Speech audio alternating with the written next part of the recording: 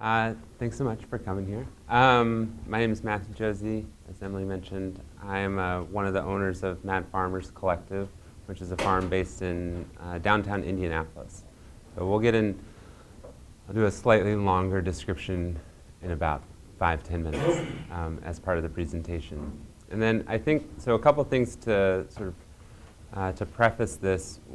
One, you'll come across you'll see a number of slides where the photo quality is less than ideal. My apologies. The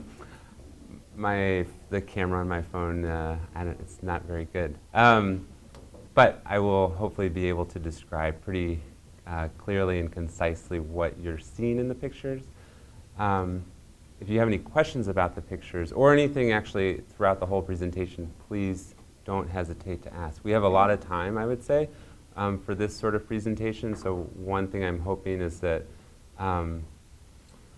we can, have a conversation about where you all are in your respective fields, literally and figuratively, and then where we are as well. Because this has been, I would say we have not made perfect infrastructure choices. The farm's been around in various stages for the last roughly 10 years or so, and it's been a pretty slow, gradual process to get where we are now. And we've made a lot of mistakes along the way, and there are certainly things that aren't ideal. But my hope is that by talking about that pretty openly with you all, that might give you a little insight into how we've approached those decisions and how you might incorporate that same sort of thinking or thought process on your own farm. So, again, if you have questions, feel free to shout them out. Anyway, it's Infrastructure Week, finally, on the small farm. So, first off, what we talk about when we talk about infrastructure. So just to, again, kind of defining the terms here, there are a couple things that, hold on. So there's permanent infrastructure, which I would say includes water lines, electrical lines, buildings like a seedling greenhouse, wash stations, which can be as elaborate and permanent as you might desire, walk-in coolers, and high tunnels.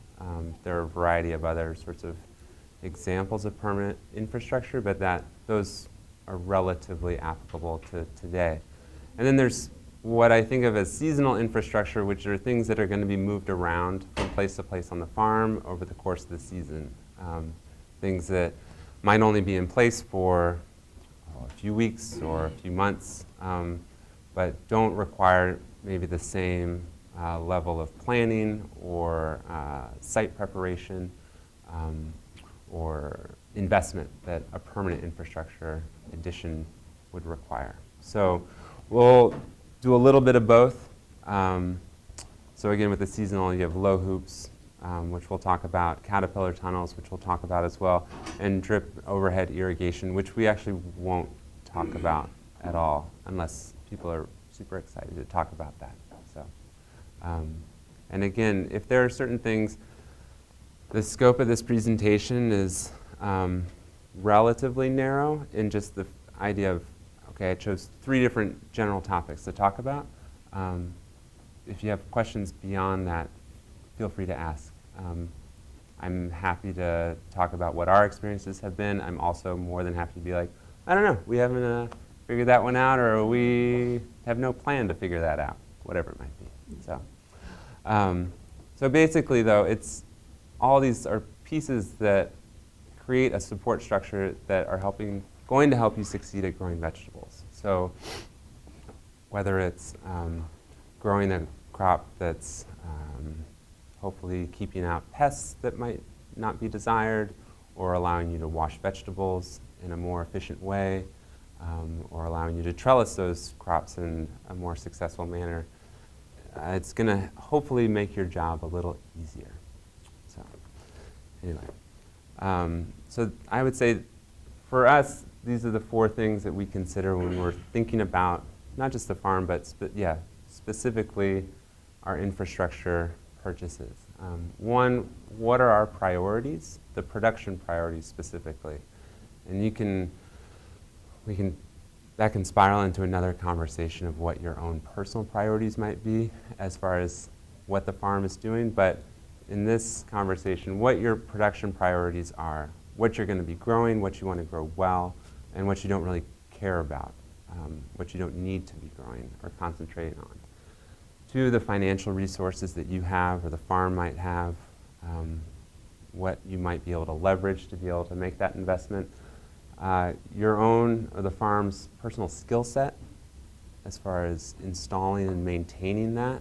I think oftentimes we think of this as a one-time purchase, but inevitably it's not. Things have to be maintained and kept up. And so what is your ability to do that reasonably?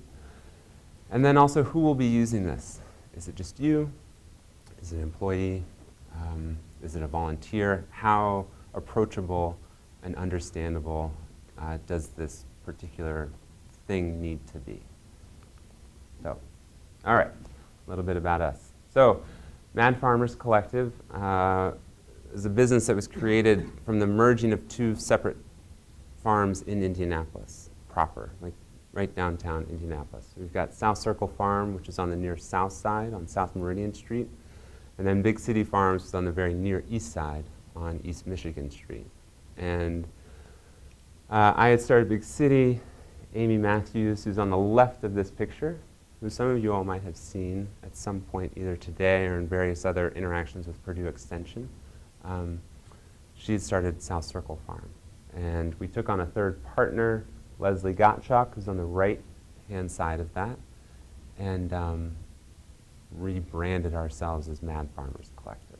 So, and at the moment, we are now down, we had 2 sites, now we're down to 1, what was South Circle Farm, which is this site right here that you see. This is before, this picture was probably taken, I think it was 3 years ago, before we added any tunnels to the site. So it looks fairly different now. But you get a sense of, it's fairly small. It's a total of 1.5 acres of land, and it's bounded, there are pretty hard boundaries on all 4 sides. So there's not a whole lot of room for expansion. So what we've had to do over the last few years is try and figure out how to make that space work really well for us. So, as I said, it's 1.5 acres of mixed vegetables. We grow pretty much everything, I would say.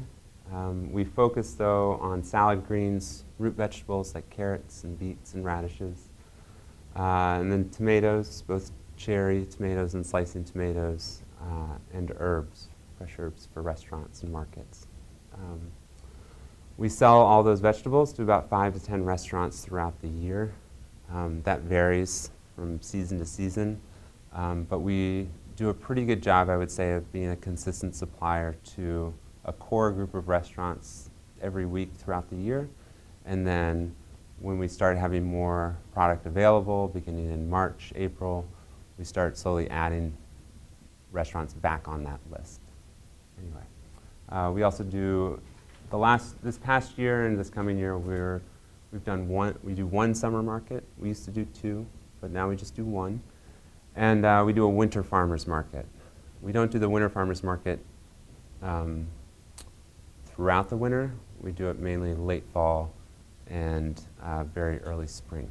So, and then just for reference, again, 3 owners, 1 full-time employee, 1 to 2 part-time seasonal employees. So a fair amount of labor is going on a pretty small site. All right, so then for us, here are the production priorities. We want to be able to grow high-quality produce and transplants. We do sell some transplants in the spring at the farmers markets, and we've kicked around the idea of doing a spring transplant sale. We are not quite there yet. We haven't gotten our act together, but we think that will happen at some point. And then, so that's these are just a couple nice, pretty shots of vegetables we grow. Another priority for ours is chemical-free production practices. We're not certified organic, but we follow organic practices, and inevitably that means some kind of insect pressure, and so that will be a factor, and it's inevitably a factor in infrastructure, that all that decision-making process that we engage with has to take that in of like, okay, we don't want to have to spray something. So what does that mean? It might mean, in terms of with this conversation, it might mean sort of a physical barrier to those vegetables. So we'll talk a little bit about that. And then this is our growing season at certain times of the year. We grow, like I said, through most of the winter. Again, the fresh vegetables that we're harvesting are pretty limited in December, January, or February. But we do have some coming out. And then we also have a decent amount of storage crops that we harvest late in the fall and that we store throughout the winter and sell. Let's see. And then another priority is to generate sufficient revenue. Going back again to the fact that there are 3 owners who are all essentially full-time, and 1 full-time employee, a couple part-times. There's a certain demand that is expected and that the farm needs to generate. So these are just a couple of pictures from farmers markets where we saw it. We used to sell on the right, we used to sell at the downtown market, at City Market in Indianapolis. We don't sell there anymore. We've decided on the left, this is a shot of our stands, I think 2 years ago at Garfield Park Farmers Market. So now we just sell there, and we've just decided to devote more time and space to that one market. So anyway, so then again, sort of a picture of, let's see, so there are 4 points actually throughout this as a side note, which I would encourage you all, if you feel so inclined, as we're talking about these priorities, we'll say, and the resources that we might have, to think about your own particular situation, jot down some notes. I would maybe throw out some questions to you all towards the end of the presentation, if we're trying to fill time to see sort of where you all are, and just encourage you to think about that process. So anyway, for us, with the financial resources, they're fairly modest. We don't have, like I said, we don't, none of the owners necessarily have an off-farm job that might help subsidize the farm, which isn't a bad thing. Sometimes that feels like it should be happening, but anyway, but we don't, and so the farm has to be to generate a lot of that money, and so almost inevitably there's not a ton of money in fresh vegetables, so our resources are modest. We've been a little reluctant over the years to take out loans. We also, because of our particular business structure and ownership status of the land, a lot of farm loans that aren't available to us for various reasons. So that's kind of an avenue that's cut off. So instead we've taken to sort of paying as we go out of pocket. We have done on one occasion that we'll talk about, engaged in some sort of crowdfunding strategies to make larger purchases. And then our skill set, at least, and capacity is reasonably diversified, which is one nice thing about having multiple farmers. I don't know what you all are, if it's one person on the farm or multiple people or a couple or whatever. For us, our skill set is fairly complementary. So amongst the 3 of us, we can usually do something. We can cover all the bases. Maybe not all of us cover all the bases, but someone can address whatever the problem is. But then the other thing to consider is that the fact we have, in spite of the fact that it's a lot of labor happening on the farm, it's a fairly lean crew in that in the midst of the season for about 4 or 5 months out of the year, there's nothing else that can be done other than like planting, harvesting, selling, planting, harvesting, selling. And so that's been something that we've had to consider in terms of big projects is, okay, we can't engage with that in July. Like no one will have any time, so how do we make that work? And then lastly, who will use this infrastructure? We're using it for us, the owners. We have employees who use it. We have regular volunteers that are also using that. And then occasionally we'll have random farm visitors who will come, I don't know, randomly. And will be sort of commandeered into helping out with something. And so that's been, again, like part of a defining feature of sort of how complicated that infrastructure or those structures need to be or can be or should be, is who will be using it. All right. So here are the 3 things that we'll talk about: seed starting and transplant production, season extension, and our wash pack infrastructure. So just a brief overview. All right, so we'll start with seed starting. We start all of our seeds, our plants from seed. The exception to that is we sell some perennial herbs that we buy when they're tiny. And so then we sort of coddle them along for about 8 weeks in the early season. So seed starting is kind of a priority for us because we need it to go well, and we need it to go well right from the get-go. So this is our seedling greenhouse. It's the most basic thing that we could have bought, and it was bought, I think, about 10 years ago when this South Circle farm was first started. It's, I think it's like the cold frame model from Farm Tech. It's 20 feet wide, 48 feet long. It's about, I think, 14 feet tall in the middle, and it's super basic. And it worked okay for, I don't know, 7 years or so. And then for the last couple of years, for various reasons, we've been reminded that it actually doesn't work well, which is a problem. Partly that's because I think it was last year, it was quite cold for a long time in the spring, and that was an issue as far as starting seeds. Like I said, we're trying to grow vegetables almost year-round, so we also want to be able to plant those vegetables pretty early in the season. So we need healthy transplants coming out of the greenhouse, in February or March. And we weren't able to do that well last year. So we've made a variety of improvements. Some of those improvements have been, let's see,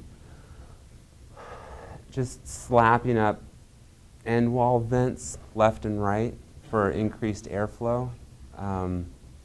It does have roll-up sides, which helps, but you don't want to roll those up when it's real cold outside. So those vents, they're connected to a thermostat, and you can program it so they open at certain times, or rather, not at times, but temperatures. We have an end wall fan that was installed originally, but was just never fully installed for who knows what reason. So it was not functional for 6 years. So what that does is it pulls the hot air out. And so it cools the greenhouse down pretty quickly. And again, that's connected to a thermostat, and that's just automated. One thing that we've tried to do is to automate things as much as we can. Again, it's baby steps, but every little step is nice. We have mounted a few of those. In that middle slide, there's, what is it, a horizontal airflow fan, something like that. And that is just literally just a basic fan. You could probably, I've seen box fans used for similar purposes. It's just to keep the air flowing. So for a couple reasons for that. One is it raises the ambient temperature just a little bit, and then also it just keeps disease from sort of settling on the plants with excess moisture and sort of stagnant air. Anyway, it's not visible in these pictures, but we've also finally installed a propane heater. We hadn't been using a heater for the last 8 years, 10 years. So we finally installed that. We also, it's hard to tell, we did a couple improvements to the shell of it. We added the, we used a product called Solex, which is a rigid plastic. It's not corrugated plastic. I don't know quite how to describe it other than, you know, it's got probably 2 layers and air pockets in between. It's more expensive, but it has a longer lifespan, and it should pay for itself, basically. So we did that on the end walls, and then we also added a second layer of plastic to the top, and, what's it called? An inflation blower in between those 2 layers of plastic. And so that, the 2 layers of plastic, one is, let's see, I'm going to try and remember this. One, there are 2 different types. One lets more light in, and one, the top layer lets more light in, the bottom layer is more, has greater insulation capacities. I don't know how they do it, but they do that. They're making these products every day, and we decided to try and take advantage of that. And then the inflation blower just is wedged, basically mounted in between those layers, and it blows air in between those 2 layers, and it just keeps the warm air in. Just does a better job of that. So anyway, so these are the reasons for the improvement. We needed the ambient temperature to be higher.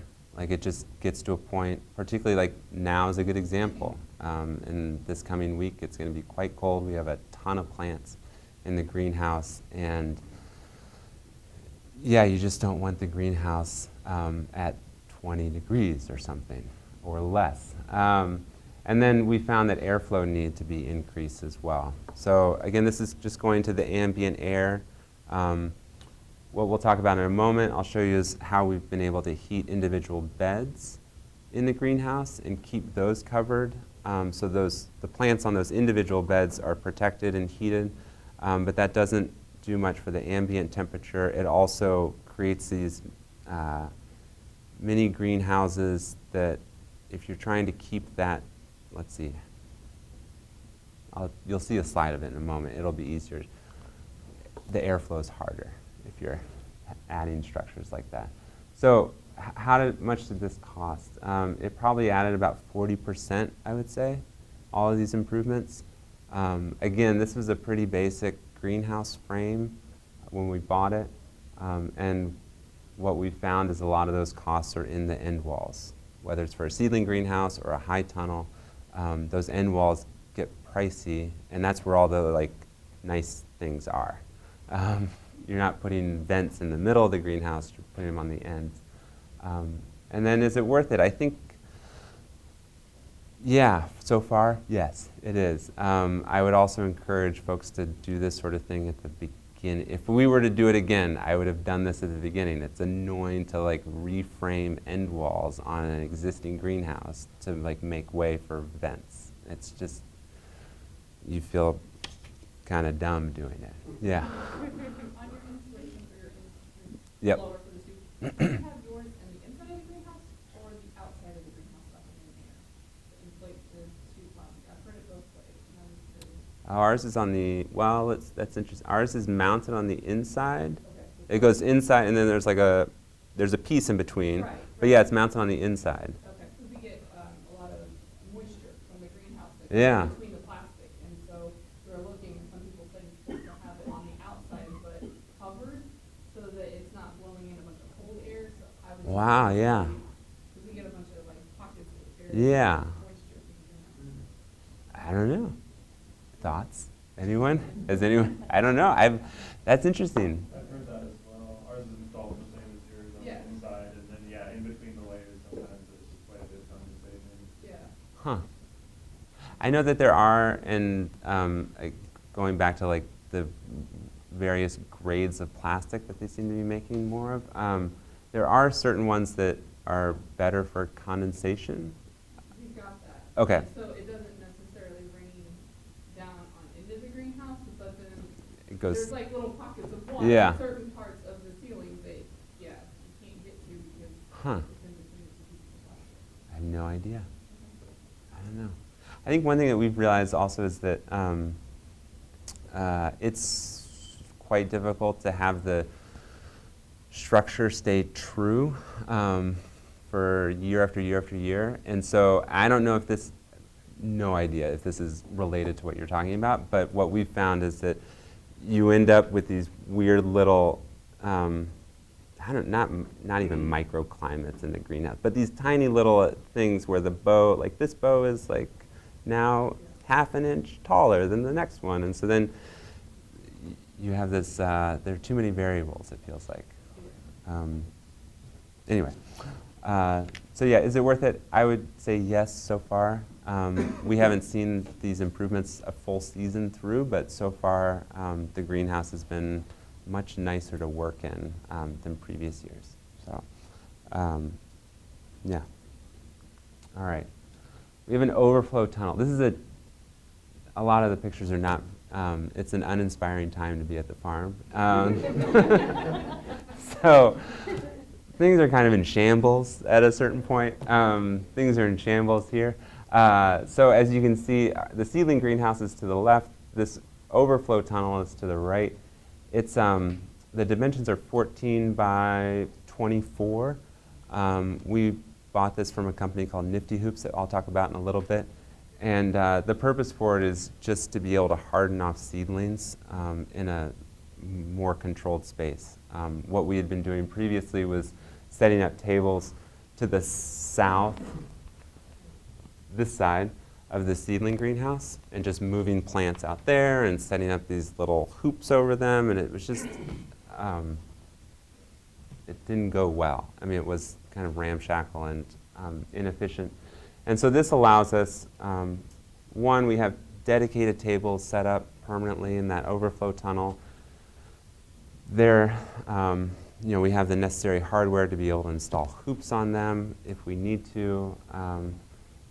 We can close it down and heat it. There's an outlet that we have installed in that overflow tunnel. So in early spring when things are getting cold,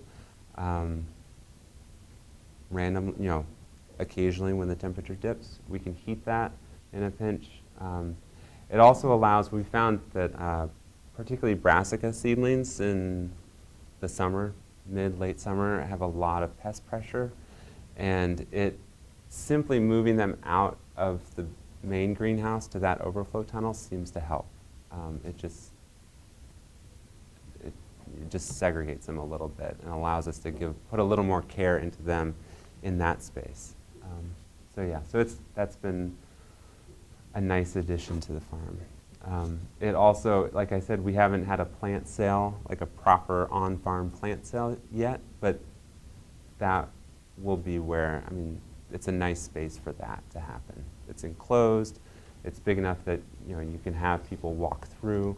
So yeah, anyway. Let's see, so seed starting.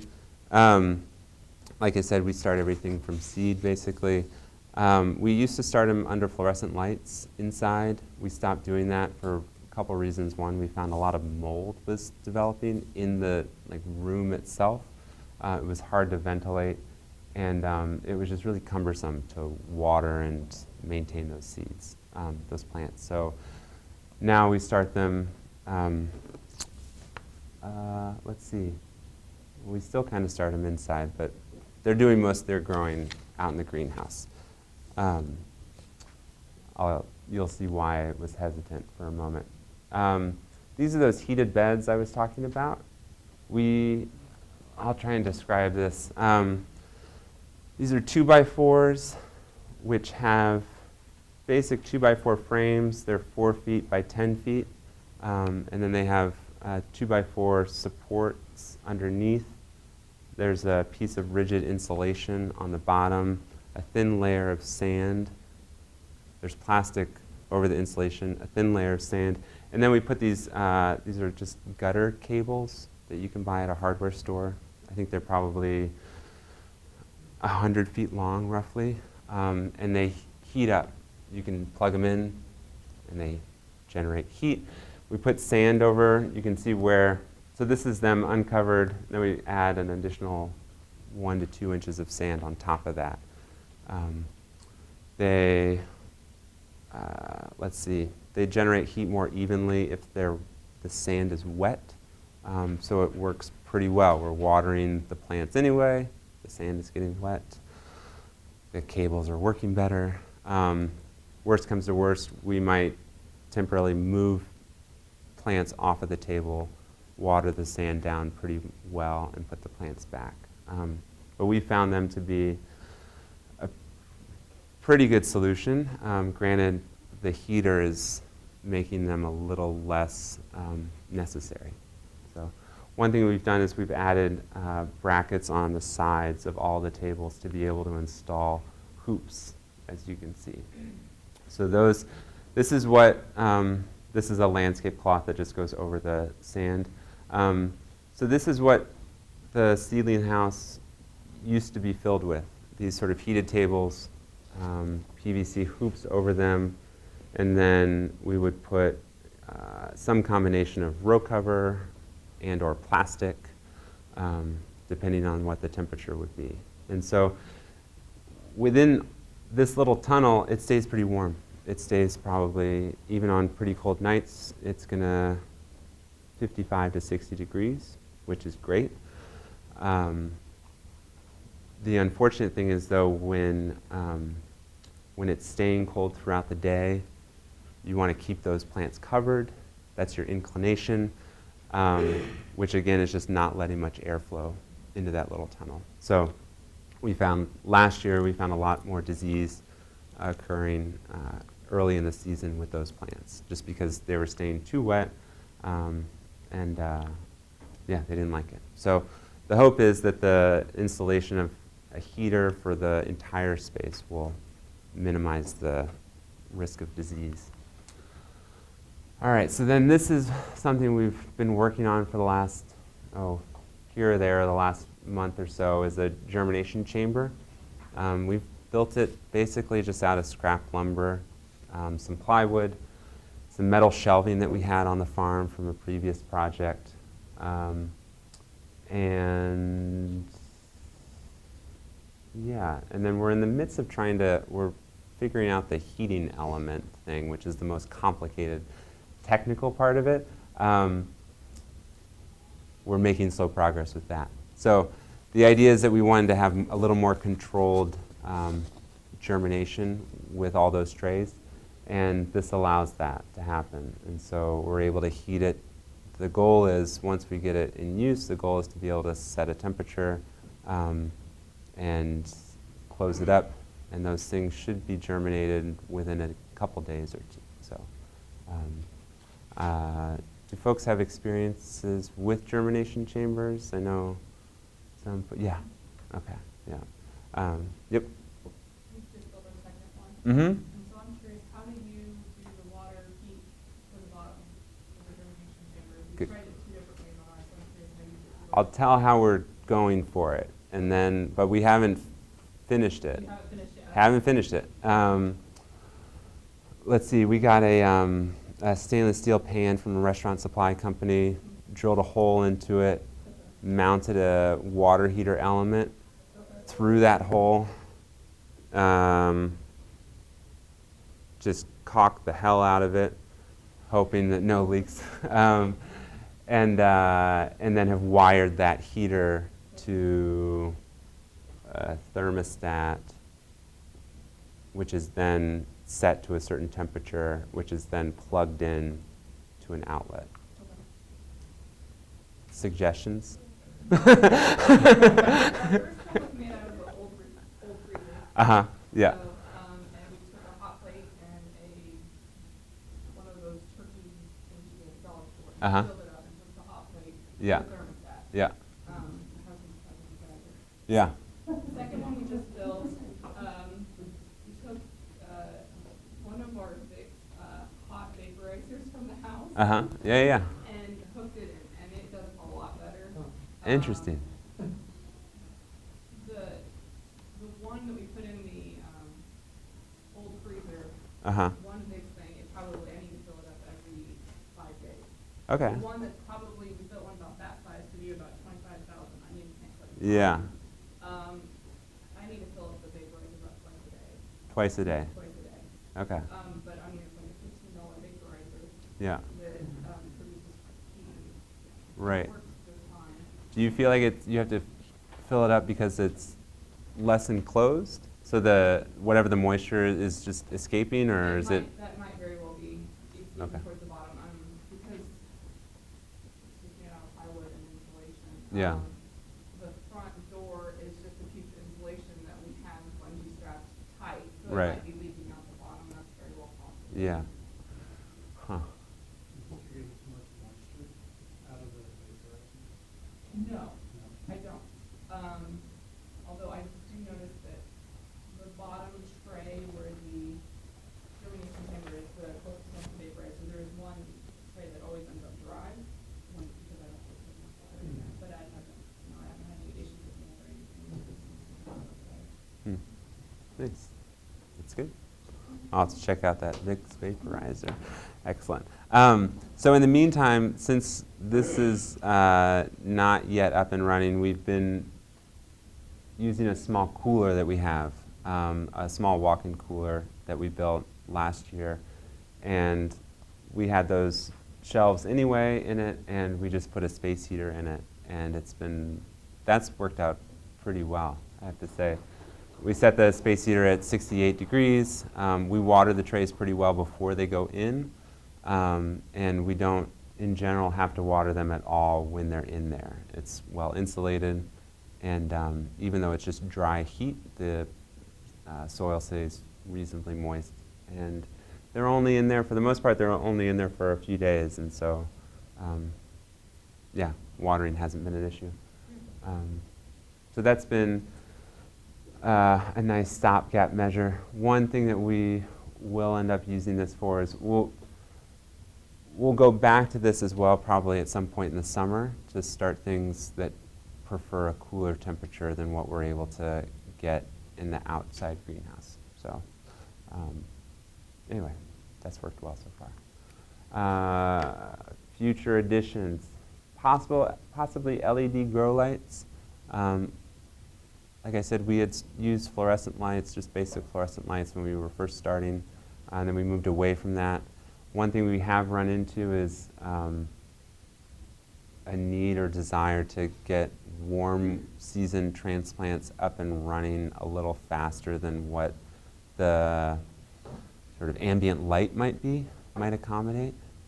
So tomatoes and peppers, particularly with the high tunnels, as we've purchased and installed high tunnels, it encourages you, forces you to push your seasons forward or backwards in different ways. And so if we didn't have a tunnel up, well, we'd be fine like getting our tomatoes out at some reasonable time of the season. Since we have these tunnels up, we're like, well, we got to get them out sooner, so we got to start them sooner, so we might need more lights. Anyway, we haven't done any research into this. This is just in our back. Did you see Ben Hartman's? I did, yeah, and so I saw what he had mentioned about that, and then the guy Brian Bates, who's here, they use LED grow lights in their greenhouse over a pretty wide square footage. So they come in all sorts of models. So you could light a whole greenhouse with them if you wanted to.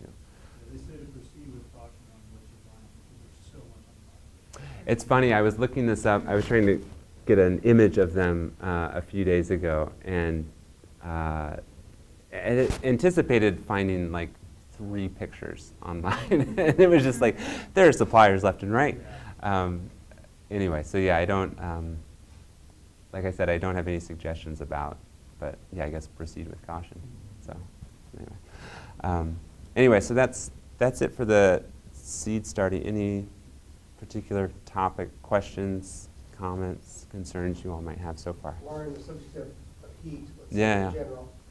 The rocket mass heaters, people started talking about 2 years ago. Anybody incorporating those into their, these are wood fired, about 75–80% efficient. Huh.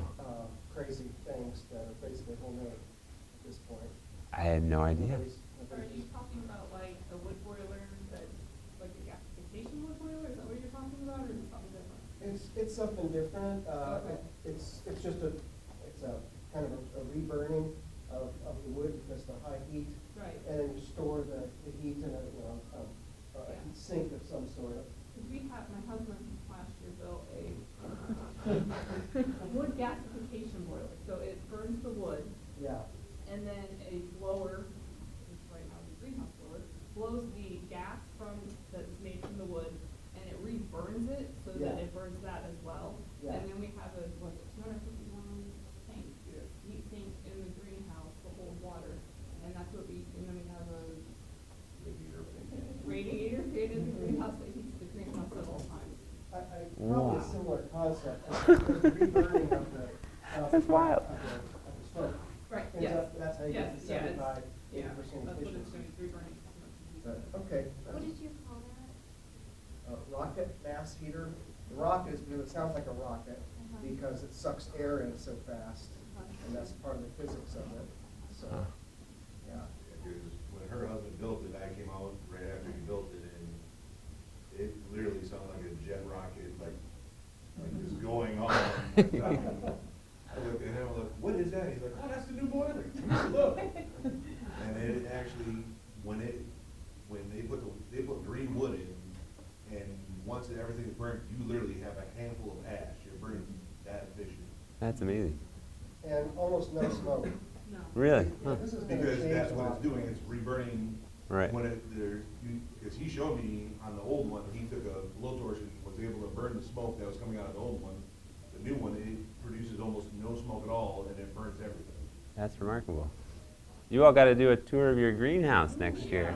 Not a Put- very big farm. That's all right. I have a question. Yeah. For summer starting, are you guys using shade cloth? I just have some issues with it being too hot in your greenhouse. Yeah, so we'll use shade cloth on those, so the hoops that go over the beds, those heated beds. The beds, we unplug those cords at a certain time. And then we'll put shade cloth over those.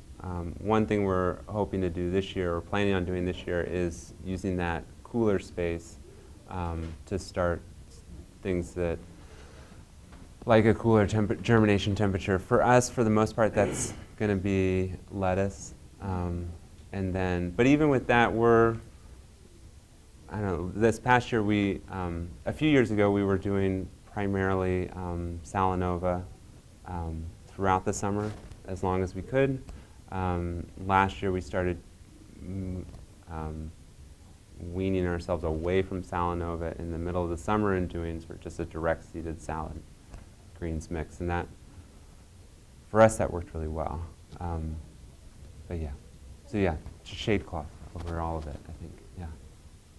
Yeah. I wonder if you had any cost kind of perspective. I know you were saying you switched to a heated bed Mhm. and better table. Yeah. It's really cool, by the way. I was just wondering, like, if you have any like hindsight advice of like the work that went into getting the sand and all that versus actually buying the heater. You're saying you're switching to the whole space now. Like, Yeah. What kind of price? I think yeah, so let's see, if I were to do it, I would get a proper greenhouse heater. I think because one thing that we also end up running into even now is those, particularly we've been, for the last year, we bought the paper pot transplanter. And so using those trays on the heated beds, those trays are, there's much less airflow on the bottoms of those trays. And so what we've ended up doing is, it's just kind of ridiculous, like retro work where you're revisiting everything, is putting boards, like thin shims basically, on top of the heated beds to be able to put those trays on to allow for like, you know, a quarter or a half inch of airflow underneath those trays. So I think you could probably, you could create within that greenhouse, if you were to insulate it pretty well, particularly along the bottom.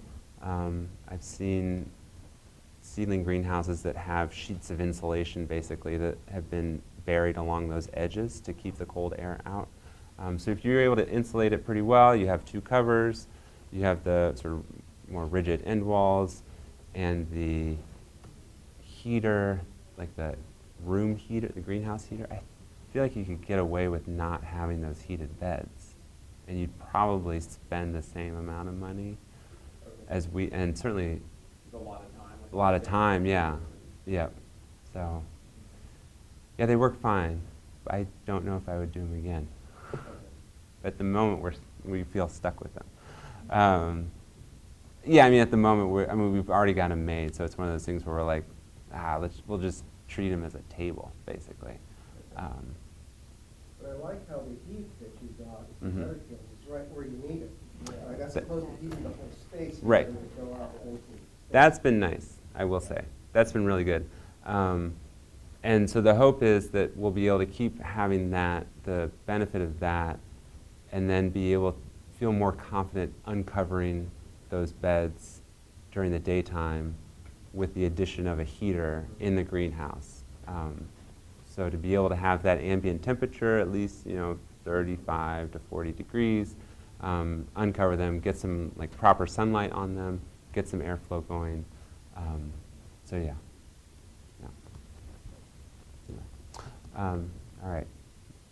Moving on. Season extension. I don't know, the various reasons for it, for taking on more work, basically, is the hope for year-round income.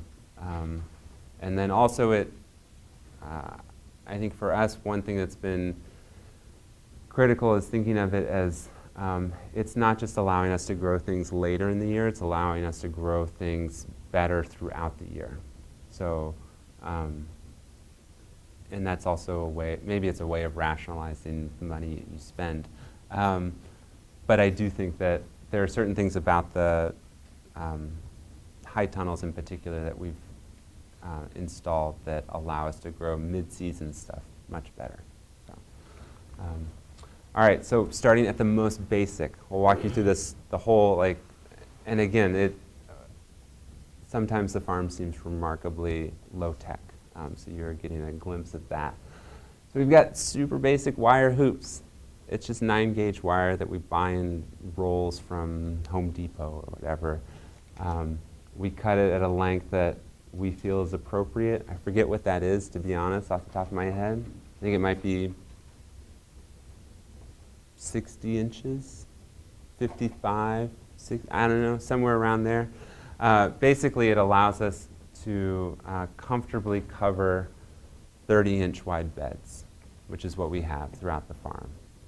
So 30-inch wide beds, we want a little bit of space in between those, whatever the cover is, a little bit of space between the hoop and the crop. And anyway, that goes into deciding how long it is. And as you can see here, this is an example of sort of multi-use equipment or whatever. This is arugula on the right-hand side, which is great. We grow it most of the year. In the summer, for a good chunk of the season, it's covered in insect netting, which is a really fine row cover, basically. It keeps aphids out and a variety of other bugs. And those hoops allow us to lay that out pretty quickly and easily without damaging the crop. And then those hoops are also used for sort of more season extension row cover to keep the plants warm. But they're fairly modest in structural stability. They can accommodate the row cover and the insect netting pretty well. We don't put, I wouldn't say they're strong enough for shade cloth or plastic. It's just too much weight. One thing with the shade cloth, what we do is we use a low hoop, which I'll get to in a moment, but part of the reason for that is that it gives a little bit more space in between the shade cloth and the crop itself. So there's a little bit more, it seems to allow, I don't know enough about the physics of, I don't know what is going on with shade cloth, but cooling the temperature before it hits the plant itself, it seems to benefit from a little extra space than having the shade cloth within inches of the crop. So these are those low hoops that I mentioned. They're, again, pretty basic, 3/4 or 1 inch conduit, metal conduit that we get at some big box store. We ended up buying a, Johnny's has a low hoop bender that you can get. I forget how much that is, less than $100. It's a deal. You can mount it pretty much anywhere, and it is super straightforward. There's no real installation time or whatever. And what those allow, they allow us to cover 2 beds at once. So those are 2 30-inch beds with a 12-inch pathway in between. And they're strong enough to be able to hold sheets of plastic, which we are oftentimes putting on those beds, particularly like now, basically. And then shade cloth, and yeah, they just jam into the ground and seem pretty sturdy. So. How long are you doing? Almost all of them are 50 feet. So yeah, so I guess the dimensions of the farm on a more granular level, 30-inch wide beds, 50 feet long. We have some 75-foot long beds. Those are total outliers. But yeah, we've been in the process over the last few years of standardizing the whole thing. Yeah, I mean, I would joke a couple of years, like we were moving the farm 6 inches for a few months, which is, again, you do all this work after the fact, and you're like, oh my goodness, if we'd only known. So yeah, so we found that that works best, those dimensions work best for these sorts of choices. The hoops, the covers, and the types of crops that we grow. So, yeah. All right. And then slightly more elaborate infrastructure is this Farmer's Friend tunnel. I assume folks are familiar with Farmer's Friend, the company. If not, they're based out of Tennessee. I forget where exactly. The owner of the company is this young guy who's like a whiz-bang kid who came up with this greens harvester, which is fantastic. We have one. We like it quite a bit. It allows you to quickly harvest salad greens.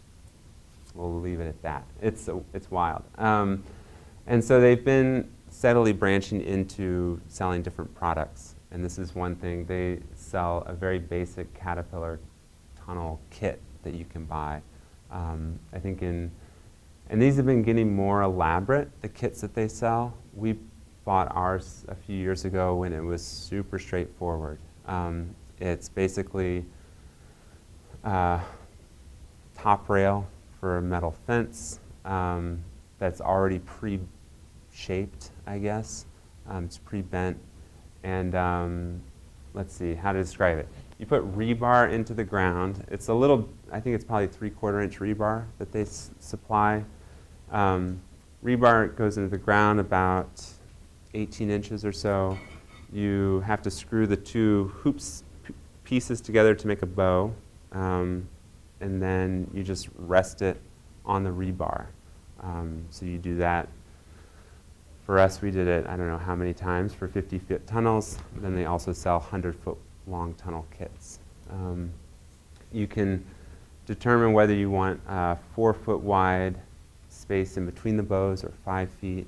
I think we went for 4, if I'm 10, I forget. Anyway, we don't think of these as particularly strong structures. One thing that, and we've made some improvements to hopefully make them stronger. which we have found have helped, but they're pretty basic. So, and then what you end up doing is, you can see a shot right here. There's string that goes over from bow to bow to bow to bow. So they, again, part of the kit, they have a little steel plate that goes between the bow and the ground. If you can imagine that. And then a carabiner is attached to that steel plate, and the rope is then threaded through that carabiner. A couple things that we've done, we've added pieces of wood underneath the bow to keep that bow from sinking into the ground, which we have found to be a problem, which then results in structures that are lopsided and don't function very well. Some other improvements we've made is that the kit came with, and I think this is a change that they've made since,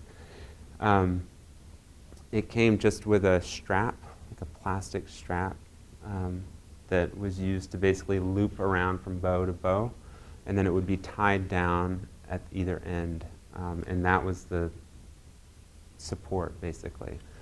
Yeah. Are these permanent structures?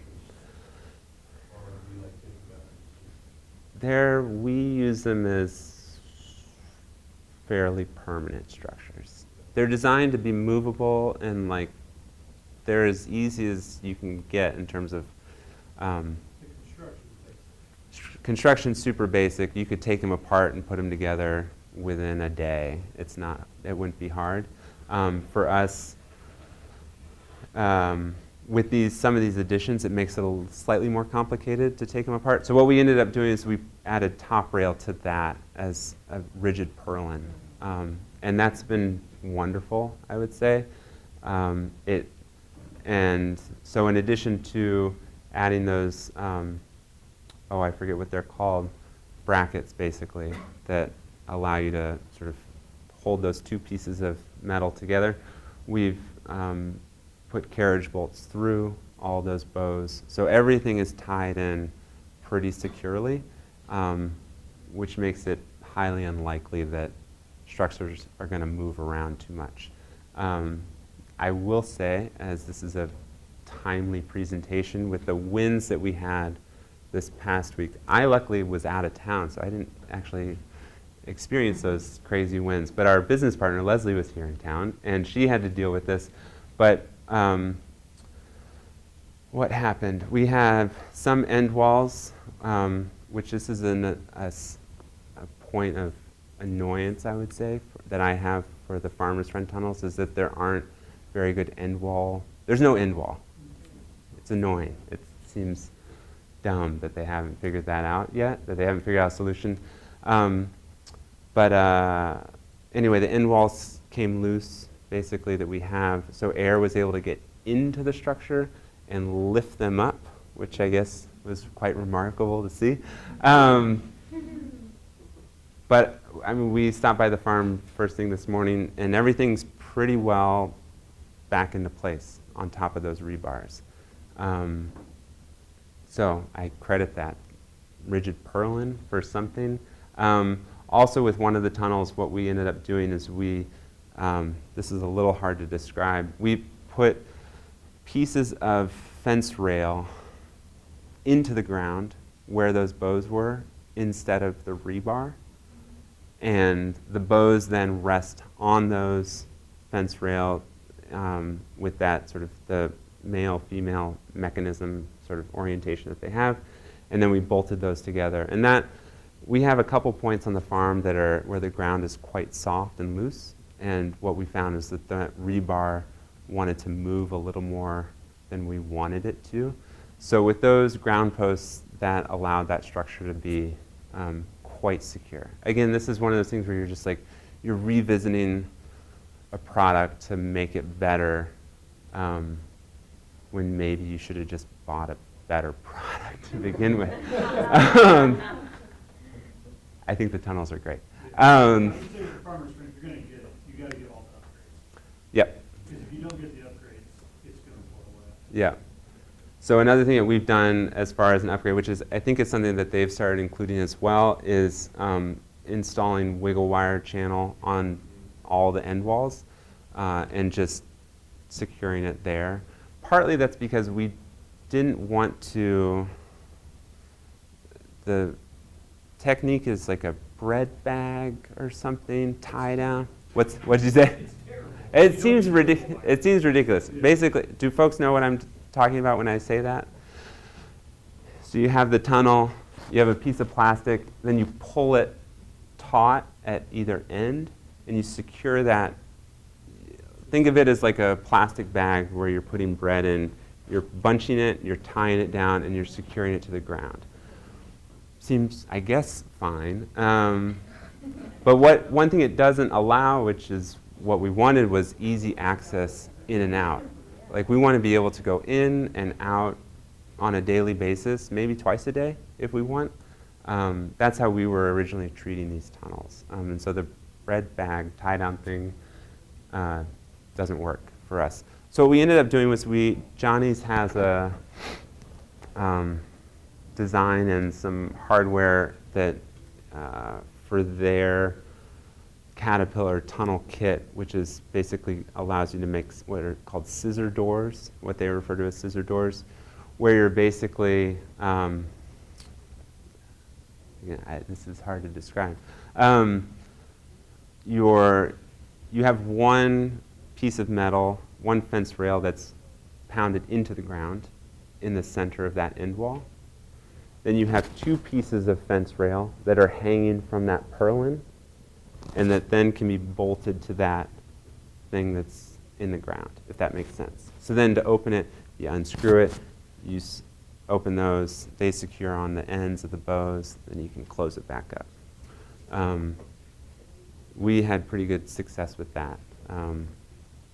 But yeah, again, it's like a lot of work to make that work for you. So pros and cons. Cons are it's a lot of work to make it work for you. The pros is, I mean, to be honest though, it is like the least expensive product that you can get on the market, I feel like, to cover beds. It allows you to cover beds really quickly. Like I said, within a day you can get these up. And if you're in a pinch, like, it's a great deal. I think for us, what we've ended up doing is trying to figure out how they can best be used. And so thinking of them not as like, a full service high tunnel, to think of it like, what is the range of crops for which these work really well? And for us, what we found is, they don't work very well for tomatoes. Structurally, they're not strong enough to handle trellising. They're also, the height is kind of short for tomatoes. We have used them once for determinate tomatoes that we were going to get in and out pretty quickly. They work reasonably well for that. We use them for peppers in the middle of the season. We use them for some salad greens. We'll use them for early seedings of carrots. But I don't know, they're they're quite leaky as well. There's a lot of air that can get in there. And so particularly sensitive crops don't seem to do well. So, anyway, farmers' friend tunnels. So yeah, but I think I would say with those additions, they work with the rigid purlin, with the end wall, like they seem to hold up okay. Anyway. I think that they recently released some ones with like lots of added options, those lift kits to make them a little bit taller. Yeah. Yeah, and I think, haven't seen any of them in person. But yeah, and I think it seems like they're pretty responsive as a company, from what I can tell. Like, a lot of the things that I was looking at their website within the last month, and it does seem like a lot of the things that they're offering now are probably in response to customers saying like, hey, we need it to be taller, hey, we need it to be strong. And that's great, like, that's nice to see that they're responsive in that way. But yeah, I think, as you mentioned, I think you would probably have to get all of the bells and whistles to make it work well.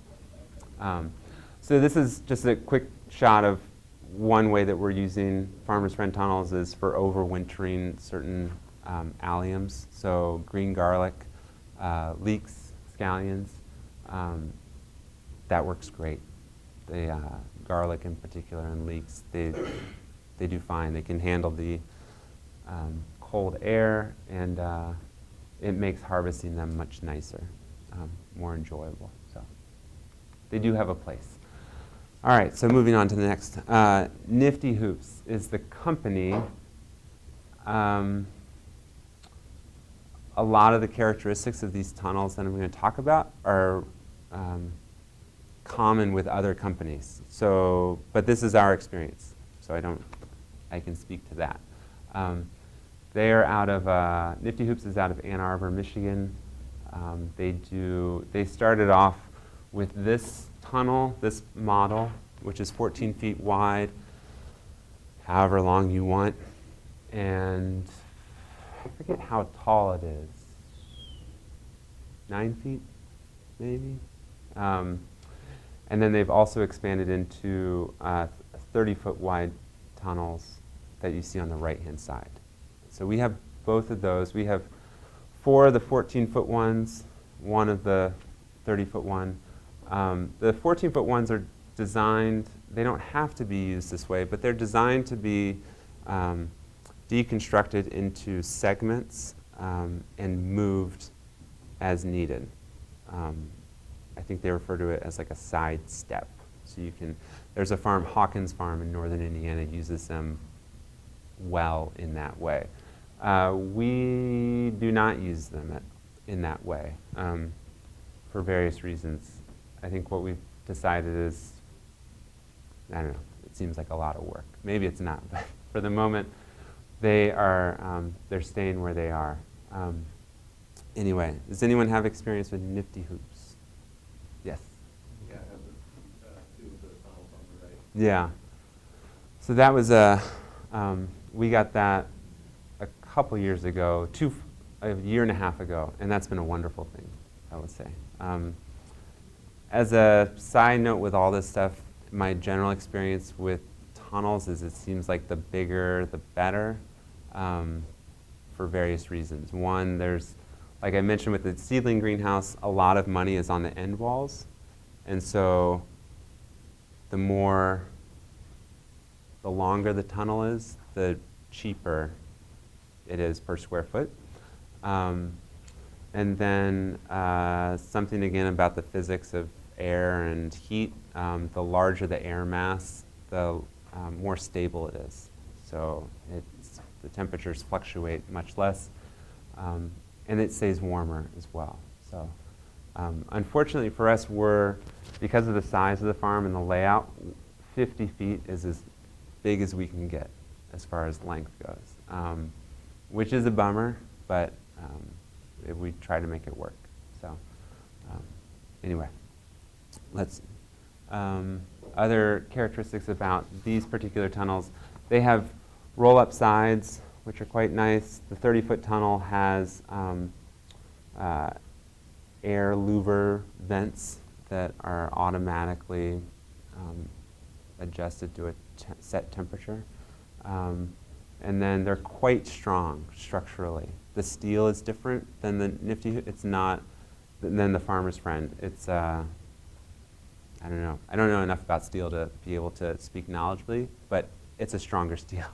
And then also just how they're put together is much stronger. So you'll see with some of these pictures, the bracings that are included with these Nifty Hoop tunnels allow it to carry more weight. So those 14-foot tunnels, for example, we trellis tomatoes in there. I mean, you can swing on those rafters in the 14-foot tunnel, and the structure's fine.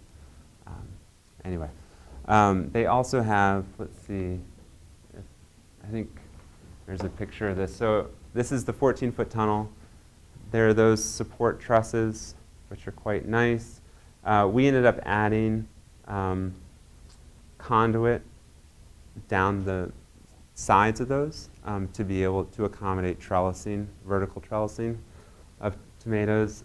They have nice end walls. This is the sort of thing where you're like, end walls, this is good. This is the entrance. There's like a proper door that can open and close. I will say one thing, we have found that the doors don't latch very well, which is annoying. We attach a rope to a cinder block. That's, and you undo the carabiner and you open the door and then you have to latch it back, and that seems a little ridiculous, but whatever. You'll see it's a little hard to tell at the far end wall. There's an opening, the Velcro, pretty sturdy Velcro, that keeps that large flap of plastic down, that allows you to sort of ventilate the whole thing really quickly and easily. And there are straps that you can, at the top of the tunnel, right there, that can be used to secure that plastic. Anyway, so it's a lovely structure. You'll see there's sort of makeshift baseboards on the sides. It's basically wiggle wire channel and plastic. It's kind of a clever design that they have. And then there's wiggle wire channel that's running down the sides as well. So again, those did just fine in this storm last week. They're pretty solid. And they're mounted on steel posts pounded into the ground. One significant thing about the Nifty Hoops is that they install it for you, which can be great. The owner of the company is he's kind of a wild man. So that's kind of a crapshoot if he's coming on to help with the install. I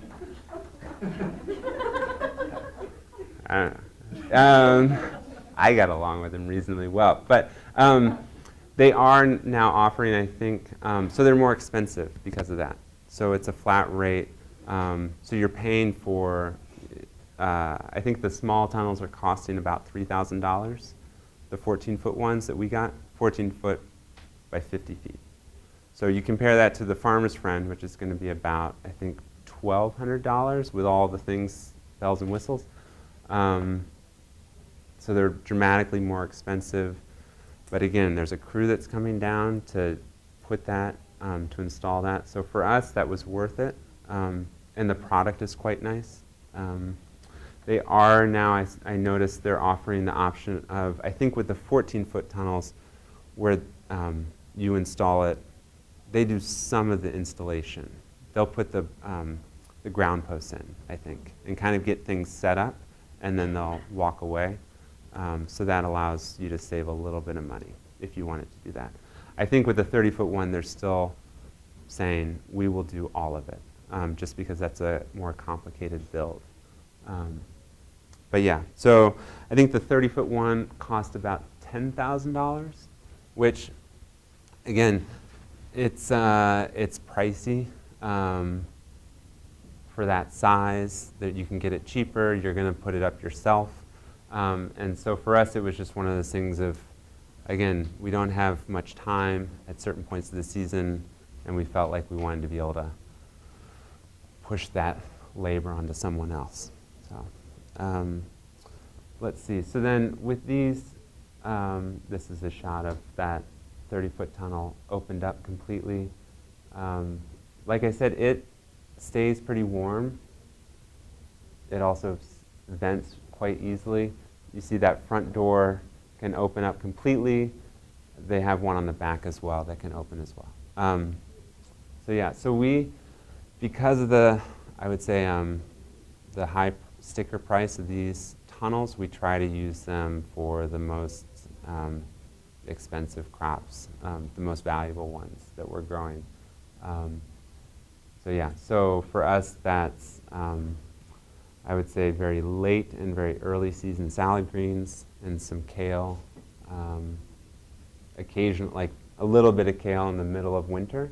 The big tunnel does pretty well with that. So if we can have, for us, that accommodates whatever our harvest needs are. 4 beds of kale throughout the winter suffices. And then we'll end up putting in lettuce, a couple beds of basil, some cucumbers, tomatoes, those kind of things. Things that we're getting a higher value on that don't do as well in outside. So that's one thing I would say as a side note, as far as being able to grow things well even in the middle of the season. I would say being able to grow things better in the middle of the season is tomatoes, for example. That's quite an easy one for us to point to. We grew a lot of tomatoes in the past. We would invariably be dealing with late blight come August, September, which feels terrible because you're halfway through it. There's still plenty of tomato season left.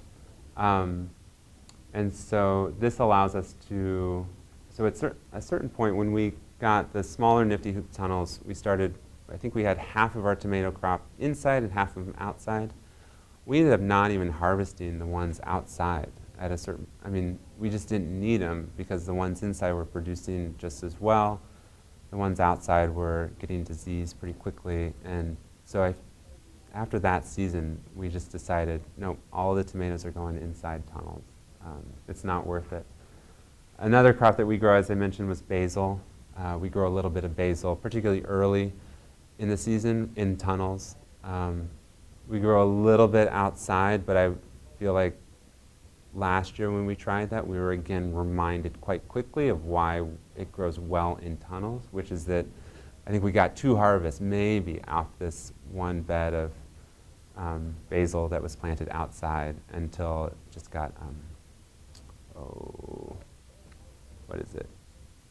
Some disease. I forget what, totally blanking on the disease. Yeah, downy mildew. Yes, thank you. Yeah. So I've heard some people say that they can taste the difference between tomatoes that were grown inside, like, hoop houses and the tomatoes that were grown outside. Mhm. Do you- I guess you could. I don't know. I mean, Sunlight or something? yeah, I think there are production techniques you can use to intensify the flavor. So one thing that, and again, with some of these things, it's like just controlling every step of that process. So with tomatoes, with irrigation, what you can do is, when they're under a tunnel, you're controlling that irrigation, how much water they're getting. And so I think what I've read and what we try to do is we load them up with water early on, and then we dramatically cut back the water once they start setting fruit. And that kind of like simulated dry farming almost is supposed to intensify the flavor. Yeah, our tomatoes really don't do that to a point after we got so much rain, and it's just like, it's all water. Yeah, and then it's also just one of those things I heard only half of that, the guy Brian Bates this morning talking about, he was talking about sort of the layout and setup of a farm and the working environment and how that affects one's own sort of mental state and approach to the work. And it's a pain and it's annoying to deal with gross outdoor tomato plants that are wet and it's disgusting. And it's one of those things where you're just like, this is not working. This is not how it should be happening. Right. Exactly. You put too much time into that to deal with that kind of nonsense. So, yeah, this has been a wonderful thing for us, these sorts of tunnels, yeah. How many total hoops do you, like you see with tomatoes, do you have a set number so you can rotate? Or how many total do you? Yeah, so we have 4 Farmers Friend tunnels. We have 4 14-foot Nifty Hoop tunnels and 1 30-foot Nifty Hoop tunnel. And so with that, again, we're even though there is a financial pressure to the farm to generate money, we're pretty small scale. And so we have found that with 2, 4, 6, 8, maybe 12 to 15 beds of tomatoes, that meets our needs. Yeah. So the total that was 8, you said? Structure? 9. No. Yeah. So that meets our needs, and that allows us, we can sort of rotate within those tunnels a little bit. Yeah. And then as well with the tunnels that, as far as tomatoes go, mid-season, putting shade cloth over them seems to certainly help a lot. Because it gets hot in there. Even with everything open, it gets quite hot. All right, so the Nifty Hoops pros and cons.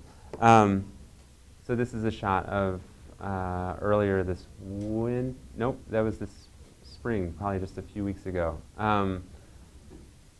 So they're expensive, yes, but they allow us to grow things pretty well throughout the year, particularly like high-value crops. For that, they're worth it, I would say. And they're structurally sound. With these tunnels, at least, they also have, this is a good example. The side walls are quite high, which is nice. So that allows, it's pretty easy to work in those outside beds. It also is pretty accommodating to a wide variety of crops. We don't, I guess we grow peppers on the outside beds. That's probably as tall as a crop that we grow. But there's plenty of space, which is nice. Whereas with a couple other tunnels, particularly, I haven't been like ragging on the Farmer's Friend tunnels, but like particularly with those on the side, the outside beds, things get tight overhead. That curve cuts pretty close to the plants. So these are nice for that reason. Let's see.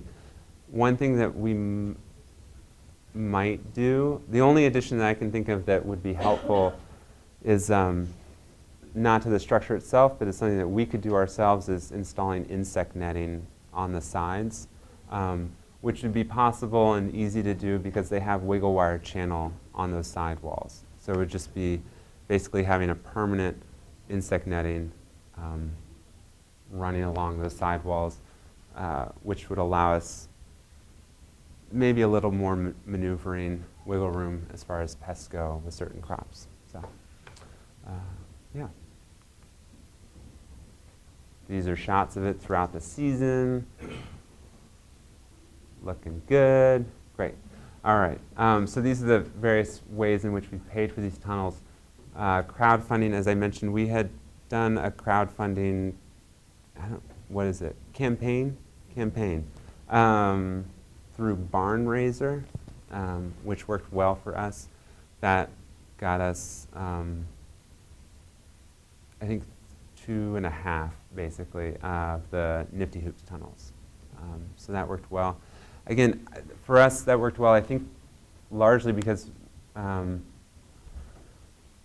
we'd been around for a while. We had a pretty loyal customer base, and it was pretty easy to make the case to them of like, hey, you like our product, this is, chip in another like, $25 to $50 to $100, and here's what we can give you as a, present or reward with that, but then also here's how this will help the farm grow.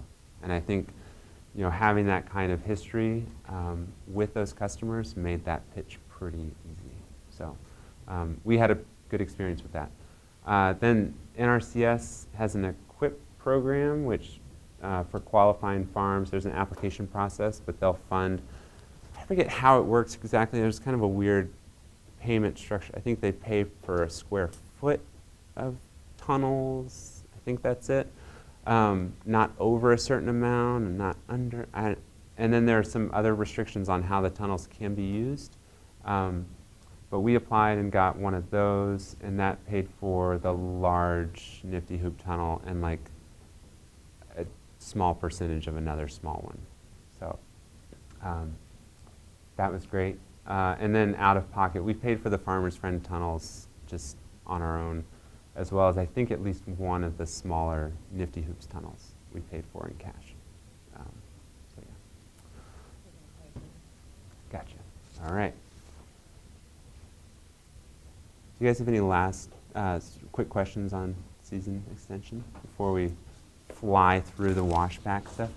All right. Okay.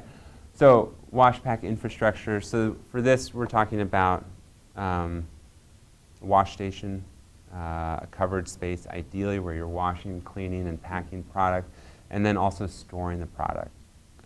Hopefully cold storage that's reasonably clean. Here are the reasons why you would want it.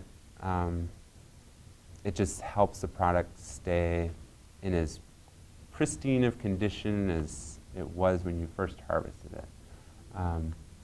And so we use this for the roots and bunching greens, salad greens, and then we also have walk-in coolers. So those are the three elements of the wash pack. So this is a picture of, it's again, super basic. We're in the midst of trying to upgrade this a little bit. But it's a basic lean-to structure that has a spray table for roots on this outside edge, dunk tanks for roots and bunching greens on that back table. There's a dry, sort of a drip dry table in the middle, and then basic hand tools, hand washing sink, note board or whatever on the left-hand side. So yeah, so it fits our purposes. This is one thing, just sort of think about what you need and how it can work for you. For us, there's oftentimes with food safety handling instructions, there's a reminder to think about flow of where that product is going and to not cross lines of unclean product with a clean product. So for us, it's basically in this side is when it's recently harvested, and then out this side when it's clean. So even though it's, we're talking like a matter of 6 to 8 feet difference as far as separation, but it helps both in terms of our own personal organizing of how the work is going to happen, as well as just it makes it easier to explain that to employees. In that side, out the other.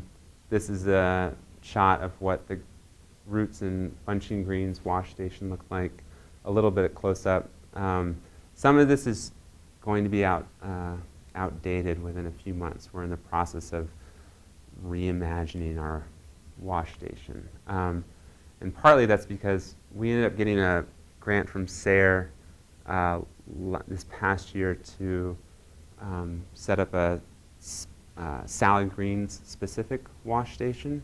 The reasons for that were that salad greens are a pretty big part of our harvest, and we kept finding that they were competing with time and space with the other greens or other crops in general in the wash station. And so we figured have a separate space for those. We can have more specialized equipment for that processing, and hopefully, as part of the SARE grant, we're supposed to be monitoring and assessing the time and sort of workflow and general vibe about it, which is the hope is that that will improve the work experience, so we don't feel stressed about having arugula wilting while carrots are soaking or whatever. Yeah. I see you have a spinner. Do you dry them after that before you bag them, or do you bag them like? Yeah, so I will say, so this, for full disclosure, this is just from a company, Dry Your Greens, that is associated with the In the Field Consultants, which has done a couple things like dryer, washer conversion kits. We haven't finalized our setup yet. What we'll end up doing is putting that through the washing machine, dryer thing, spinning it, and then, so what we do, for example, right now is we have a hand spinner. We spin it, we let it drip dry, we put it in the spinner, we spin it, then we put it in plastic totes, which we make sure, what we found, even though we're selling products within a few days of harvest, at most I would say, we put paper towels at various points in those plastic totes to soak up excess water. Because even after spinning, there's still water that is going to be on those leaves, and we found that having those paper towels just extends the shelf life of the product. So a lot of different steps. Does that answer at all? And then you put it in a plastic bag. Yep. On the way to market. Yep. Yeah. So we at the moment for the past number of years, we've bagged stuff at the farmer's market instead of pre-bagging it. It's worked for us. Yeah, I don't know. So, moving on quickly to the walk-in coolers. We started with a large one that's about 8 by 10, 11, which is on the right-hand side. Last year we added 2, which are 2 small ones. It's basically the same footprint as the large one, but 2 separate rooms. Let's see, there's the large one, here are the 2 small ones. You can kind of see it's a room in a room. And each room has its own air conditioning unit, which is wonderful. It allows us to kind of store specific crops at specific temperatures. What we found was that we were, particularly with onions and tomatoes, that we wanted to store in the summer, they were going bad, being stored in like an ambient air warehouse that was getting too hot. And so putting them in a cooler allows us to store them longer. So we keep that at about 60 degrees. And then with storage roots and other types of crops, particularly in the middle of winter, they like a slightly colder temperature than your regular salad greens. And so having a third cooler that we can keep at quite cold temperatures helps with that. All told, I think a grant that Amy had applied for paid for this larger cooler with the labor. I think it was about $5,000. With the 2 smaller coolers, we built that ourselves with a friend, and we were able to keep the cost down to about $2,000 for those. Each one has a CoolBot, which is you can buy from a company. The website's called Store It Cold. I assume folks are familiar with it. It allows you to sort of override a window air conditioning unit and set it at a particular temperature and humidity level, which is invaluable. Every week is infrastructure week. So this is just a nice little reminder that infrastructure is all around us, and part of that whole process of starting, growing, harvesting, selling. Any last minute questions while we're out of time? Yeah, I waited till the last moment to ask that. I'm assuming, are you in town, Indianapolis? Right downtown. Okay. We're on Meridian Street, just north of Raymond, Okay. 2 miles from the circle. Do you guys have any issues with the town and some of your infrastructure and anything you're wanting to do being in town? Oh my goodness, so many, so much. How do you deal with it?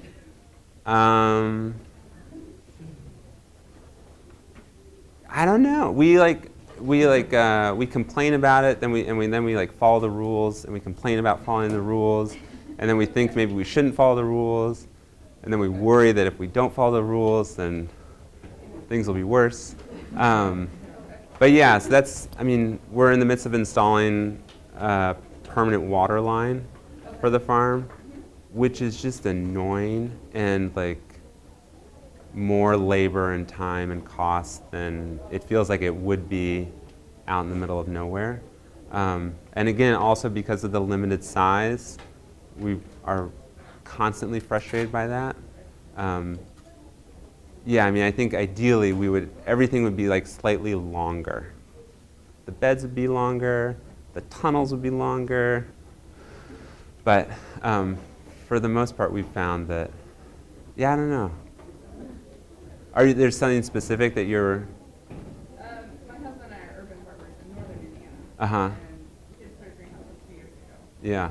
in our backyard. We have a third of an acre. Okay. We had to take it down to get a permit because we were like, it's not a permanent structure, it's a permanent wood. We had to tear it down last fall and get a permit and put it back up. And we had to jump through all these hoops. Yeah. And so it's like we're starting all over again. And I'm like, is it easier for anybody else, or are we just in with the whole mix of dealing with government as far as farming in a not typical situation, I guess?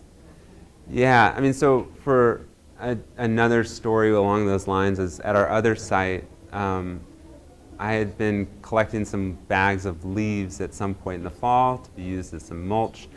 There was a random neighbor, I have no idea who it was, who saw the bags through the fence and was like, oh, that must be a lot of trash. And so they called the code enforcement, and I just had this bizarre conversation. I had a delightful conversation with the inspector who came out, and she and I walked the whole 1 acre site. I explained, she saw that it was just leaves, and she was like, well, this site is just the land use commitments for this particular site are, it has to be maintained as grass or as a multifamily dwelling. And I was like, well, what are you trying to say? She's like, well, you're in violation of those commitments. Like, it's not, what you're doing is not one of those two things. And so that was an infuriating moment of just like, yeah, but it's just it's being maintained. It's and so I think it was, yeah, I mean, there are a number of times where I would say laws are, it's impossible for them to be nuanced.